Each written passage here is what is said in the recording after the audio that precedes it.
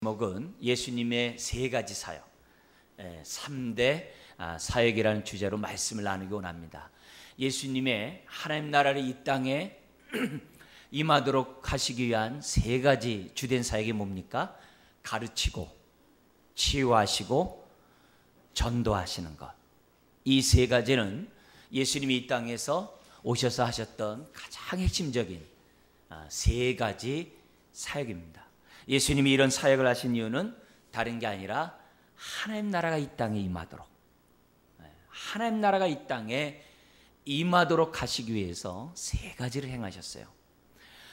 누가복음 4장 18절에서 19절에 보면 하나님 나라가 임하면 어떤 일이 일어난다고 합니까? 그것을 누가는 예수님이 한 회당에서 700년 전에 이사야 선지자가 예언한 말씀을 읽으시면서 오늘 이 말씀이 성취되었다라고 하신 그 말씀에 주목해요.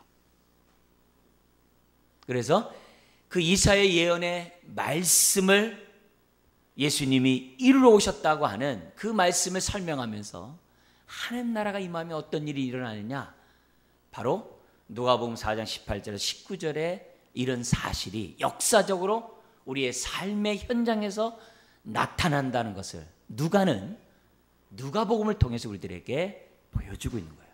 그리고 앞으로 누가복음과 사도행전을 누가복음 4장 18절과 19절에 근거해서 우리들은 이해를 해야 돼요. 이해를 해야 돼요. 그래야지만이 우리가 누가복음의 말씀을 보면서 하나님 나라를 경험하게 돼요. 하나님 나라를 경험해요. 여러분, 희년이 뭡니까? 구약의 50년마다 정치적으로, 경제적으로, 사회적으로 완전히 해방되고 자유케 되고 모든 사람이 아주 공평하게 되는 해가 희년입니다. 50년이 희년이란 말이에요. 희년이에요.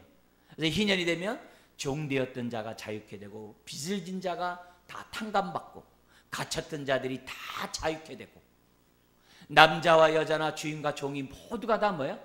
한 형제 자매가 되는 그 해가 희년이에요. 하나님 나라가 임하면 바로 그 희년이 이루어진다는 것을 성경은, 특별히 누가복음은 우리들에게 가르쳐주고 있다는 거예요. 예수님이 희년을 성취하기 위하여 이 땅에 오셨다면, 하나님 나라가 임하도록 이 땅에 오셨다면 저와 여러분들이 어떻게 돼요?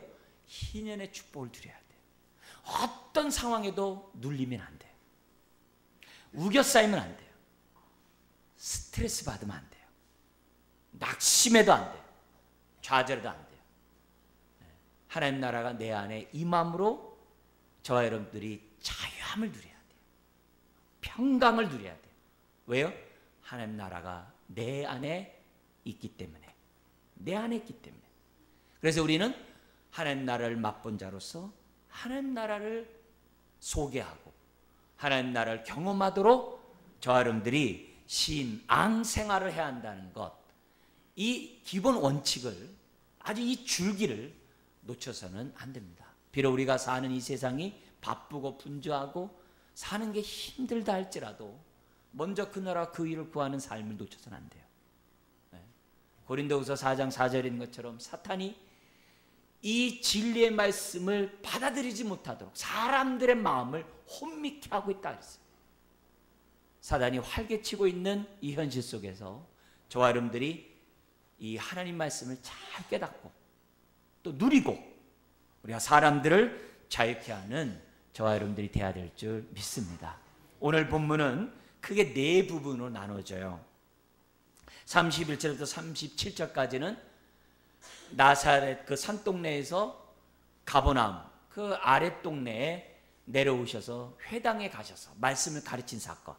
그리고 두 번째 사건은 38절 39절에 회당에서 나오셔서 시몬 베드로의 장모를 고치신 사건. 그리고 세 번째 사건은 안식일이 끝날 즈음에 사람들이 소문을 듣고 예수님에게 온갖 병든 자들을 다 데려왔을 때 우리 주님이 치유한 사건.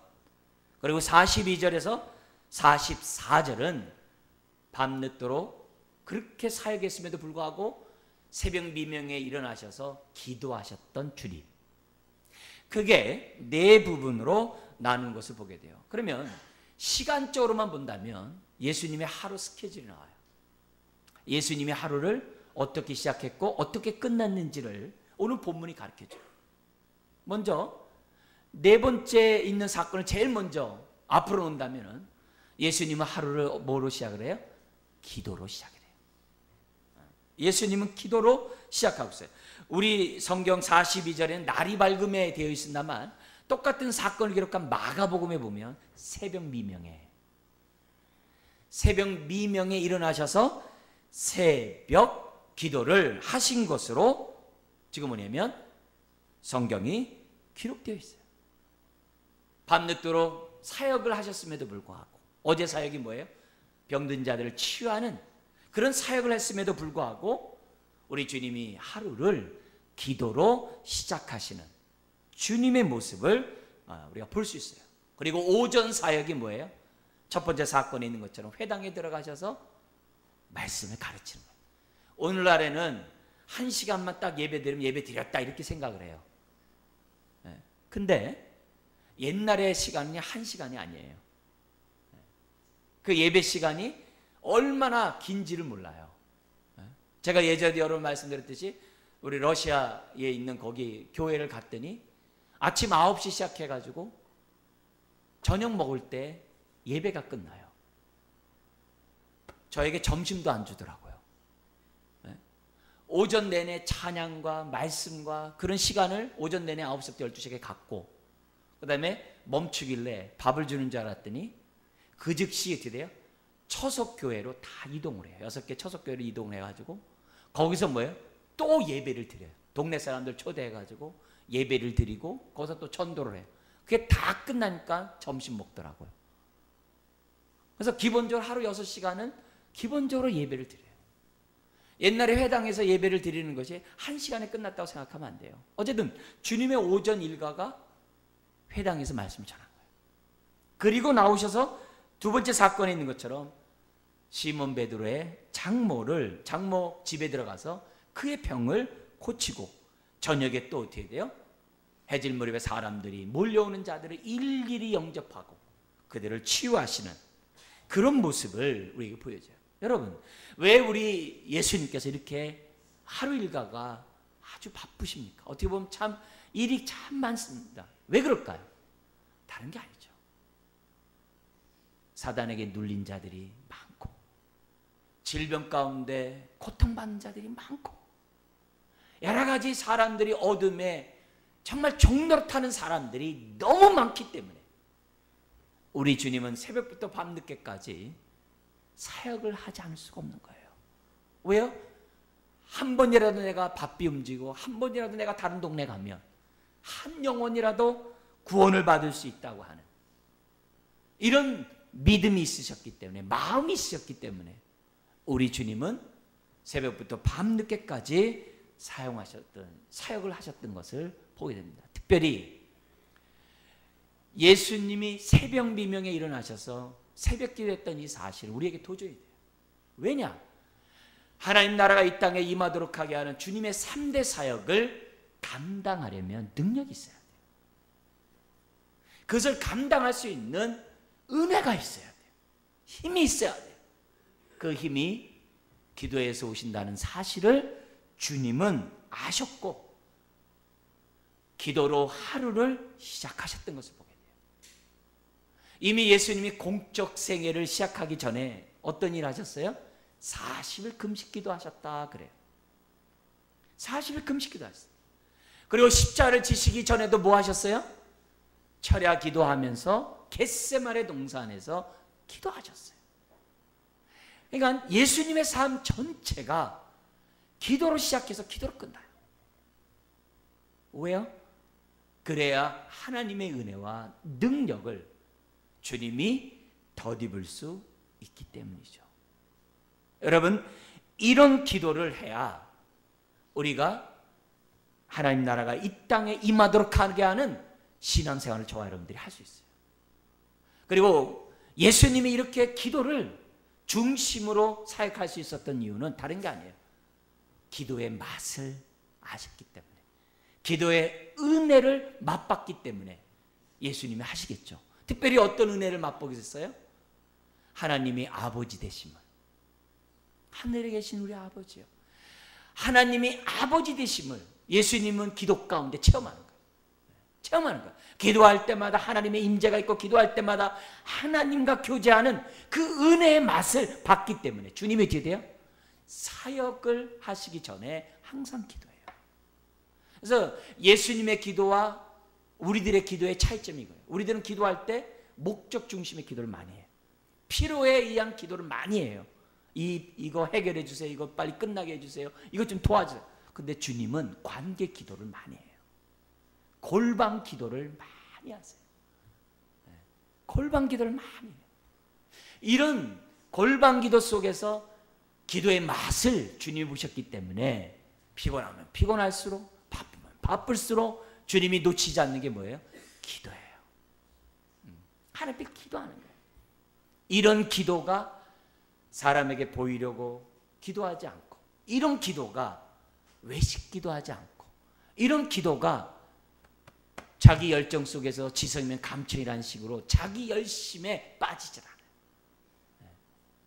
이런 기도가 응답이 있다는 사실을 잊어서는 안 돼요. 주님은 새벽 미명에 일찍 일어나셔서 3대 사역을 감당할 수 있는 그 은혜를 덧입고자 새벽 미명에 기도해요. 근데 기도의 능력이 그것만 있는 게 아니에요.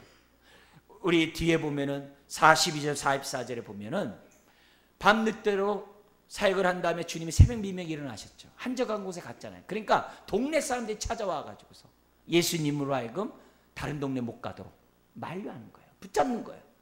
그랬을 때 예수님이 뭐냐면 내가 다른 동네에도 복음을 전해야 된다고 하면서 거절해요.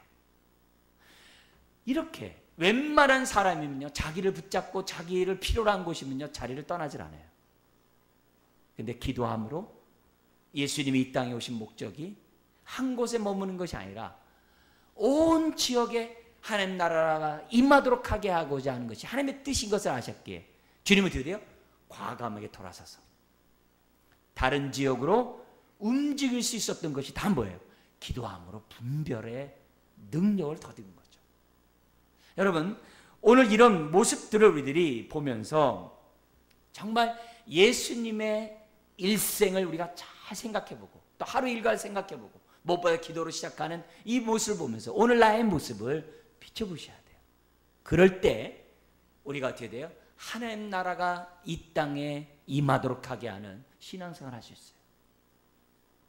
무늬만 신앙생활하는 것이 아니라, 무늬만 우리가 뭐예요? 하나님을 섬기는 게 아니라 실제적인 하나님 나라를 저와 여러분들이 체험할 수가 있다는 겁니다.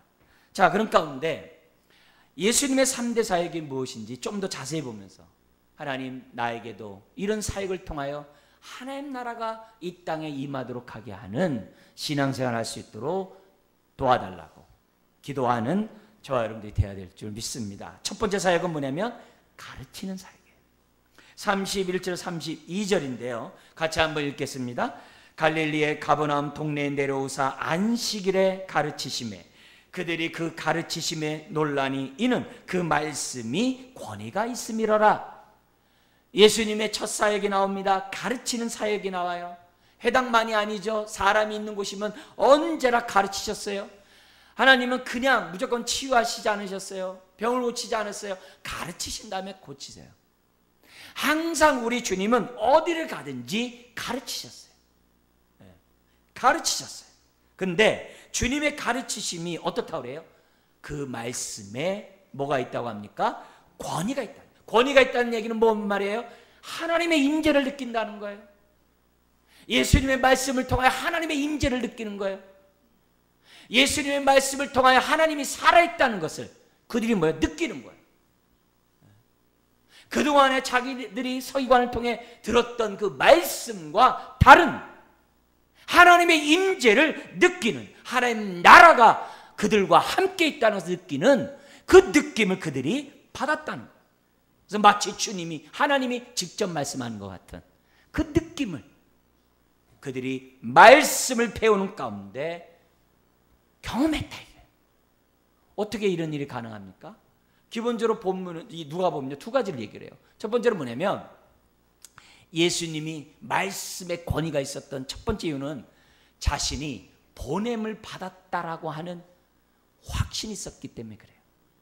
당연하죠. 당연하죠. 여러분 4장 18절에 뭐라 그래요? 성령이 자기에게 임하셨으니 이는 가난한 자에게 복음을 전하게 하시려고 내게 기름을 부으시고 나를 뭐 했다고 그래요? 보내사. 근데요, 보냄을 받은 사람의 특징은요, 자기를 보낸 사람의 뜻을 가감없이 전해야 돼요. 이게 중요한 거예요. 가감없이 전해야 돼요. 만약에 사신이 왕이 전한 그 말을 자기가 마음대로 바꿔버리면 그 사신은 권위가 없는 거예요. 근데 그 사신이 왕이 가라사대 하면서 어떻게 돼요? 그걸 갖다가 있는 그대로 읽을 때 그 사신의 말이 뭐가 있는 거예요? 권위가 있는 거예요. 예수님의 말씀이 권위가 있었던 이유는 다른 게 아니에요. 그분은, 예수님은 나는 보냄을 받았고, 예수님은 자신의 뜻을 전하는 것이 아니라 예수님 뭐라 그래요? 나는 아버지의 뜻을 전하러 왔노라. 나는 내 생각을 말하는 것이 아니라 아버지가 나에게 주신 말을 나는 전하노라. 그래서 권위가 있었던 거예요. 능력이 있었던 거예요. 저와 같이 말씀을 전하는 사람들은 항상 이 부분에 도전을 받아요. 그래서 항상 기도해요. 하나님 아버지 보냄을 받은 자로서의 확신과 하나님의 말씀을 가감하지 아니하고 있는 그대로 뜻을 전할 수 있는 설교자가 되게 해주십시오. 이건 늘 기도하는 바예요. 제가 강해 설교를 하고 성경 공부를 하고 제가 여러분들에게 하나님 말씀을 그대로 전하려고 하는 이유는 다른 게 아니에요. 말씀의 권위를 나타내기 위해서. 그래야 하나님 나라가 임하거든. 하나님 나라가 임하거든. 그런 의미에서 저나 여러분 모두가 강단에서 선포되는 하나님의 말씀이 권위가 있는 말씀이 되도록 서로 하나님의 은혜를 구해야만 해요. 우리 주님이 권위 있는 말씀을 전하자 표적이 따라왔어요. 어떤 표적이 따라옵니까? 33절 이하의 표적이 나타납니다. 마가복음 16장에서도 뭐라고 얘기하냐면 부활 승천하시고 하늘 보좌에 앉으신 우리 주님께서 제자들이 두루나가 하나님의 말씀을 전할 때 함께 증거하셨는데 그 증거가 뭐냐면 따라오는 표적이라 그랬어요. 말씀의 권위가 선포되는 곳에는 항상 하나님의 따라오는 표적이 있어요. 오늘 본문에 보니까 따라오는 표적이 뭡니까? 33절 읽겠습니다. 회당에 더러운 귀신 들린 사람이 있어 크게 소리질러 이르되. 여러분, 귀신은 원래 숨어 있어야 됩니다. 귀신이 드러나는 순간 끝나는 거예요. 끝나는 거예요. 근데 복음의 광채가 주님의 권세 있는 말씀을 통해 비춰지니까 그 말씀을 받는 사람들이 아멘 하겠죠. 그 말씀을 받는 심령들이 아멘 하겠죠. 사모하겠죠. 그러니까 어떻게 돼요? 더 이상 그 인생을 지배했던 귀신이 설 자리가 없는 거예요. 설 자리가 없는 거예요. 그러니까 어떻게 돼요? 숨어있던 귀신이 드러나는 거예요. 드러나는 거예요. 드러나서 뭐라고 얘기합니까? 34절에 아 나사렛 예수여 우리가 당신과 무슨 상관이 있나이까? 우리를 멸하려 왔나이까? 나는 당신이 누구인 줄 아노니 하나님의 거룩한 자니이다. 이 하나님의 거룩한 자라는 얘기는 41절에 또 귀신이 쫓겨나가면서 한 말이 있어요. 당신은 하나님의 아들입니다. 같은 말이에요. 그러니까 영적 존재이기 때문에 예수님이 누군지 아는 거죠. 그렇지만 이것이 신앙 고백이에요? 아니죠. 두려움에 자기가 어떻게 돼요? 경계하는 거죠. 놀라서 외칠 그러한 소리에 불과한 거죠. 그러자 우리 주님이 35절에 꾸짖으시며 뭐라 그래요? 잠잠하고 그에게서 나오라 라고 권세 있는 말씀을 선포하죠. 그러자 이 귀신이 떠날 때 어떻게 해요? 그냥 얌전히 나가는 게 아니라 35절에 보니까 그 사람을 무리 중에 넘어뜨리고, 아주 나쁜 놈이죠. 마지막 그 순간도 그 사람을 상하게 하려고 한 거예요. 그런데 그 사람은 뭐 하지 않았다고 그래요? 상하지 아니한지라. 왜요? 하나님 나라가 임하니까 하나님이 그 사람을 보호하는 거죠. 상치 않도록 보호하시는 거죠. 넘어뜨리는 뭔가 깨져야 되는데 하나님이 뭐예요? 보호하신다는 거죠. 그러자 36절 사람들이 다 놀라며 말합니다. 이 어떠한 말씀인고 권위와 능력으로 더러운 귀신을 명하며 나가는도다. 본 적이 없어요, 이런 일이. 그런데 주님의 말씀이 권위가 있으니까 어두움이 드러날 수밖에 없는 거예요. 지금도 사단은 사람들의 마음을 혼미케 합니다. 그래서 사람들이 뭐냐면 하나님의 복음의 광채를 받지 못하도록 하고 있어요. 그게 고린도후서 4장이잖아요. 심지어 예수님의 마음밭 3가지 비유에서 나오잖아요. 뭐가 나와요? 가시덤불 같은 마음, 세상 염려, 돈에 대한 걱정, 여러 가지 그냥 마음속에 근심 걱정들, 이런 것들을 사탄이 줘가지고 복음의 광채가 들어오지 못하게 유혹한다 그랬어요. 근데 주님 앞에 더러운 귀신도 더 이상 견디지 못하고 떠나가는 이런 역사가 났다. 여러분, 복음의 광채가 비치면 우리 안에 어둠이 떠나요. 그 증거가 뭐예요? 회개잖아요. 회개잖아요. 그리고 예수님만이 나의 인생의 주인이라고 고백하잖아요. 이건요, 그 안에 복음의 광채가 비치지 않으면 절대 있을 수 없는 일이에요. 있을 수 없는 일이에요. 예수님을 나의 인생의 주인으로 고백하는 일은 복음의 광채가 내 영혼에 비칠 때만 가능해요. 하나님 나라가 그 안에 임해야지만이 사탄이 떠나간 거거든요. 그래야지만 가능해요. 근데 그것만이 아니라 더러운 귀신도 떠나가는 거예요. 이것이 말씀의 능력이에요. 우리가 하나님의 말씀을 전하거나 들을 때 우리가 어떻게 들어야 돼요? 하나님의 생명의 말씀으로 전하고 아멘 하면 하나님 나라가 우리 안에서 역사하는 줄 믿습니다. 이런 심령을 더러운 귀신이 까불지 못하죠. 그래서 신앙생활 하더라도 확실하게 해야 돼요. 확실하게. 형식적인 게 아니라 확실하게 신앙생활. 내 안에 하나님 나라가 임하도록. 여러분 기도하실 때도 내가 발등에 불이 떨어진 문제가 있습니다. 삶에 고통이 있습니다. 빨리 해결해 주세요. 그렇게만 기도하면 안 돼요. 하나님 나라가 내 안에 임함으로 고통이 해결되게 해주세요. 하나님 나라가 내 안에 임함으로 발등에 불이 떨어진 것이 해결해 주세요. 하나님 나라가 내 안에 임함으로 나의 답답함이 해결되게 해 주시옵소서. 여러분, 귀신이 나간 게 중요한 게 아니라 하나님 나라가 내 안에 임한 게 중요한 거예요. 주객이 전도되면 안 돼요. 귀신이 나간 게 중요한 게 아니라 내 안에 하나님 나라가 임한 게 중요한 거예요. 기도를 하더라도 우리가 뭐예요? 나라가 임하는 기도. 내 안에 나라가, 내 삶에 나라가, 이 땅에 나라가 임하는 기도를 저와 여러분들이 해야만 한다는 거죠. 그럴 때 자유케 되는, 죄사함의 문제만이 아니라 어둠에서 자유케 되는 희년의 축복이 우리들에게 나타난다. 우리 교회가 예수님의 이런 가르침의 사역을 계승하기 위해서 뭐라는 거예요? 설교도 하지만 특별히 뭐가 있어요? 제자 훈련을 하는 거예요. 성경 공부를 하는 거예요. 끊임없이 제자 훈련을 하는 거예요. 왜요? 하나님의 말씀을 마음 신비에 새겨서 사람들로 하여금 말씀의 터 위에 깊게 뿌리를 내리고 세움을 입어 그의 삶에 감사가 넘쳐나도록 하기 위해서 제자 훈련을 하는 거예요. 주님의 가르치는 사역을 계승받기 위해서 하는 거예요. 그래서 성장반, 확신반, 성장반, 제자반, 사역자반 이런 것들 하는 거예요. 네. 하나님 나라가 내 안에 온전히 이루어지도록 제자 훈련을 하는 거예요. 네. 하나님 말씀 공부하는 거예요. 그리고 모든 훈련의 기초가 뭐예요? 큐티잖아요. 그래서 매달 교회에서 동일한 큐티 교재를 사용하고 큐티 나눔들을 하라고 그러고 해도 어떻게 돼요? 마음에 하나님 나라가 온전히 임하지 않으니까 말씀 나누는 것에 대한 소중함을 몰라요. 네.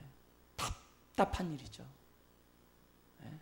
말씀을 나누는 가운데 주의 나라가 더욱더 내 안에서 온전히 자리 잡는데 더러운 영들이 까불지 못하는데 내 영혼이 농락당하도록 내버려 두면은 안 돼요. 말씀이 있는 곳에 하나님의 나라가 임해요. 진리를 할지니 진리가 너희를 자유케 한다 그랬어요. 자유케 되는 거예요. 내 문제를 놓고 응답해 주세요. 이 답답한 경우 왜 안 돼? 그러지 말고 하나님 나라가 내 안에 임하도록 기도하세요. 말씀에 정말 훈련에 내 삶을 드리고 내 마음 신비에 많은 말씀을 새겨놓으세요. 우리가 봄에 40일 신앙훈련할 때 암송하잖아요. 다 외우세요. 왜요? 그 말씀이 있는 곳에 자유함이 있거든요. 자유함이 있거든요. 두 번째, 예수님의 사역이 뭐예요? 치유사역이죠. 38절, 39절입니다. 같이 한번 읽겠습니다. 예수께서 일어나 회당에서 나가사 시몬의 집에 들어가시니 시몬의 장모가 중한 열병을 앓고 있는지라. 사람들이 그를 위하여 예수께 구하니 예수께서 가까이 서서 열병을 꾸짖으신대 병이 떠나고 여자가 곧 일어나 그들에게 수종드니라. 치유사역이 있어요. 네. 여러분, 우리 성경은 예수님이 저기 시몬의 집에 들어간 것도 있지만 똑같은 사건을 기록한 마가복음에는 예수님의 제자인 3대 제자가 누구 있죠? 베드로, 야고보, 요한이잖아요. 야고보, 요한이 형제예요. 그리고 베드로 형제는 안드레예요. 근데 여기서 뭐냐면 마가복음에 보면 야고보와 요한과 함께 시몬의 집에 갔다 그래요. 근데 이때 시몬은 아직 예수를 안 믿었어요. 왜냐하면 누가복음 5장에서 예수 믿거든요. 근데 그의 동생 안드레가 있어요. 안드레 예수를 믿었어요. 그래서 안드레가 형 보고 형 메시아 만났어. 우리 예수님에게 한번 가봐. 그래서 예수님 앞에 왔어요. 근데도 안 믿었어요. 베드로가. 그래서 예수님이 베드로가 누군지 알아요. 그리고 누가복음 5장 10절에 보면은 야고보와 요한, 예수님과 함께 시몬의 장모의 집에 들어갔던 그 친구들하고 베드로하고 어떤 관계냐? 동업자래요. 어업을 하는 동업자래요. 그러니까 아주 친한 사람이죠. 그러니까 친한 사람 중에 유독 베드로만 안 믿고 있으니까 아마 야고보와 요한이 예수님에게 시몬의 장모집에 아마 모시고 간 것 같아요. 거기 혹시 베드로가 있을까 해서. 근데 아마 베드로가 없었던 것 같아요. 그런데 그 집에 갔더니 장모가 열병에 누워있는 거예요. 그러자 38절에 같이 갔던 사람들이 장모를 위하여 예수님에게 구합니다. 그러자 예수님이 가까이 서서 그냥 고치신 것이 아니라 어떻게 돼요? 열병을 꾸짖으신대. 마가복음에서 뭐냐면 손을 잡고 일으켰다 그랬어요. 그러니까 꾸짖으시면서 누워있는 장모를 손으로 일으키면서 치유하셨던 것을 우리는 알 수 있어요. 그러자 어떻게 돼요?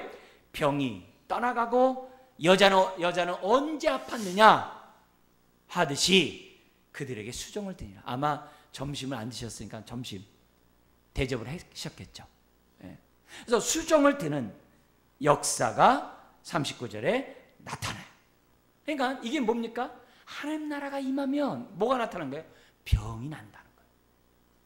이사야 53장 4절에서 6절에 보면 이사야 선지자가 뭐라고 얘기를 했냐면 예수님이 이 땅에 오신 것은 우리의 허물과 죄를 사할 뿐만이 아니라 우리가 겪고 있는 모든 슬픔과 모든 질고에서 우리를 해방케 하기 위함이라고 했어요.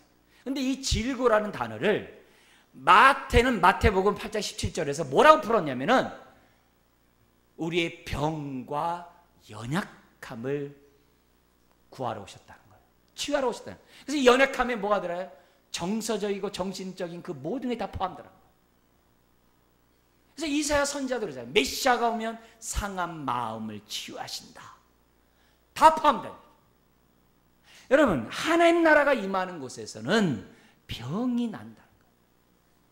육신적인 병을 비롯해서 정서적이고 정신적인 그런 마음의 병들까지 낫는다라고 얘기하고 있어요. 자, 그러면 여러분, 예수님이 있는 곳에 하나님 나라 임했잖아요. 자, 근데 주님은 지금 하늘 보좌 우편에 앉아 계세요. 그럼 예수님이 없기 때문에 이곳은 하나님 나라가 아닌가요? 아니죠. 예수님을 우리의 인생의 주인으로 모시는 그곳이 하나님 나라예요. 그러면 내 안에 예수님을 모시는 게 뭐예요? 말씀을 믿는 거죠. 하나님 말씀 믿는 거죠. 그래서 말씀이 있는 곳에 하나님 나라가 나타나게 돼 있는 거예요. 제가 선포하는 말씀을 여러분이 아멘으로 받으면 여러분의 마음에 하나님 말씀이 심겨지게 되는 거고, 그 말씀이 하나님 나라의 능력을 나타내는 거예요. 할렐루야. 말씀이 떨어지는 곳에 30배, 60배, 100배의 역사가 나타나는 것이 하나님 나라의 원리예요. 지금 그 얘기를 우리들이 보여줘요. 우리는 예수님의 이런 치유 사역을 계승하기 위해서 교회에서 뭐예요? 기도하잖아요. 기도하잖아요. 서로 위해 기도하고 중보기도 하잖아요. 특별히 수요일날 새벽에는 우리 아픈 분들을 위해서 집중해서 기도해요. 수요일날 저녁 예배 때 우리 또 뭐예요? 아픈 사람을 놓고서 기도를 해요. 함께 기도를 해요. 하나님, 그 심령들을 구원해 달라고, 치유해 달라고 기도해요. 하나님 나라가 그 심령에 임하게 달라고 기도해요. 기도합니다. 주님의 치유 사역을 계승하기 위해서. 우리가 주기도문을 이루는 교회, 주기도문에 따라서 기도하자고 계속 강조해요. 거기 뭐예요? 나라가 임하옵시며. 여러분의 인생에 나라가 임하면 의와 평강과 기쁨이 생겨요. 왜요? 자유케 되니까. 억압으로부터, 질병으로부터, 귀신으로부터, 나의 스트레스로부터 해방되니까 의와 평강과 기쁨이 생기는 거예요. 그걸 위하여 우리가 어떻게 돼요? 기도하는 거죠. 물론 개인적으로 여러분들이 치유 기도를 해야 되겠습니다만, 교회가, 하나님 나라가 우리 교회에 임해서 고통당하는 자들을 치유해 달라고 기도하고 있는 거예요. 여러분, 하나님 나라가 임하면 귀신이 나갈 뿐만 아니라 육적인 병도 낫는 거예요. 자, 그런데 39절 이하에 보면 40절 이하에 주님의 치유 사역은 그날 저녁도 계속돼요. 37절에 예수님의 소문이, 회당에서 행한 소문이 근처 사방에 퍼집니다.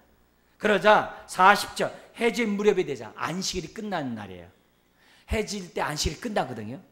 그러니까 안식일 날 병 고치면 또 바리새인들한테 혼나니까 해질 무렵 안식일이 끝날 즈음에 사람들이 온갖 병든 자들을 다 데려오는 겁니다. 그런데 놀랍게도 예수님이 치유하는 방법이 독특해요. 어떻게 독특하냐면 40절에 뭐라고 기록되어 있습니까? 예수님이 사람들을 치유할 때 어떻게 해요? 베드로의 시몬의 장모처럼 꾸짖으며 병을 치유하시는.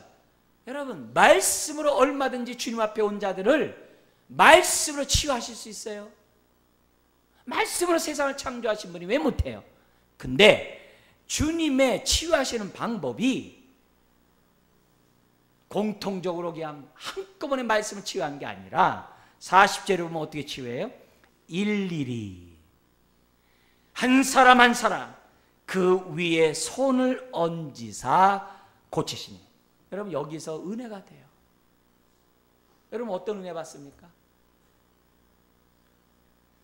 질병에 고통당하고 종노릇하는 사람들을 긍휼히 여기시는, 불쌍히 여기시는, 그들의 고통을 이해하시는 주님의 그 마음을 이해가 돼요. 여러분, 누가는요 그 당시에 의사였어요.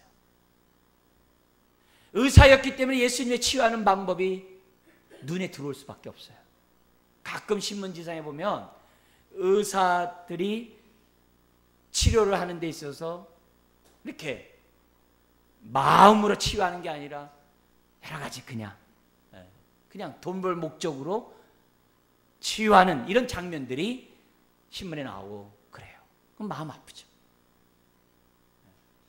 누가도 의사였기 때문에 얼마나 많은 사람 치료해 받겠어요.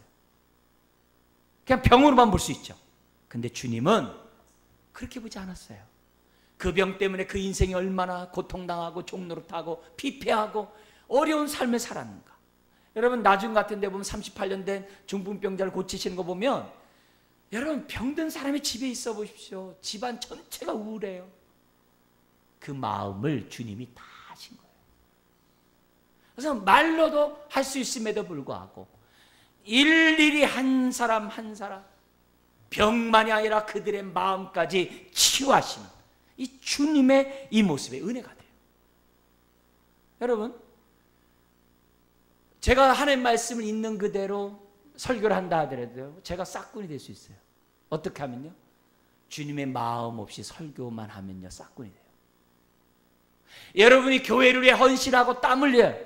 근데 여러분의 마음에 주님의 이런 긍휼한 마음 없이 교회 봉사해 보세요. 싹군이 됩니다. 여러분도 아무리 많은 일을 해도 여러분이 싹군이 돼요.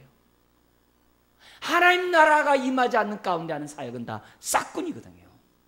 그런 의미에서 주님이 오늘 우리들에게 보여주는 메시지, 일일이 한 영혼 한 영혼을 정말 안수하면서 그들의 마음까지 치유하시는 이 모습, 누가복음은요 계속 이어져요. 한결같이 이어져요. 우리가 그럴 때마다 우리가 주님의 손이 나를 타치하시는, 나를 얹으시는 그런 은혜를 이 시간 체험하시기를 주의 이름 축원합니다. 여러분 이렇게 돌봤다면 왜 저와 여러분들을 일일이 안수하지 않겠어요?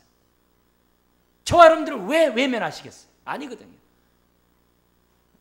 주님은 지금도 일일이 우리를 안수하시며 우리의 고통을 위해 치유하시는 주님이신 줄 믿습니다. 세 번째 예수님의 사역이 나옵니다. 42절 44절인데 전도 사역이에요. 어제 밤늦도록 일을 하셨겠죠. 그러나 새벽 미명에 일어나셔서 기도하셨어요. 사람들이 찾아와서 자기네들 떠나지 못하도록 붙잡습니다. 그러자 43절 같이 한번 읽겠습니다. 예수께서 이르시되 내가 다른 동네들에서도 하나님의 나라 복음을 전하여야 하리니 나는 이 일을 위해 보내심을 받았노라.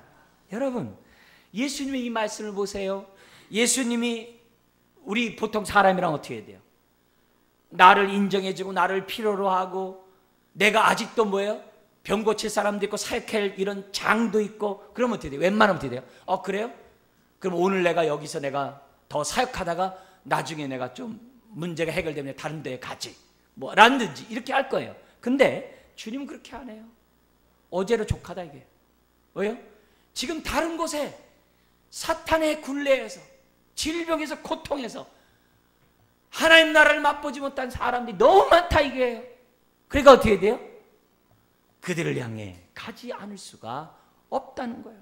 그래서 내가 다른 동네들에게서도 이 복음을 전해야 됐다. 또 이것을 위해 내가 어떻게 했다고 그래요? 보내심을 받았다. 그래요. 여러분 이 보내심을 받았다는 이 생각이 얼마나 철저하게 하나님 뜻대로 살게 하는지 몰라요. 얼마나 철저히 기도하게 하는지 몰라요. 기도함을 하나님의 뜻을 구하게 하는지 모릅니다. 그러자 주님이 딱 돌아서서 어디로 갑니까? 갈릴리 여러 회당에 두루다니시면서 복음을 전해요. 네? 여러분 그 당시 가버나움은요 4통 8달로 이렇게 뚫려있는 아주 거점 도시예요. 외국으로 나가고 국내로 들어오는데 사람들이 가는 아주 요충지가 가버나움. 아주 선교 전략 요충지예요. 얼마나 다양한 인종과 많은 사람들이 오는지 몰라요.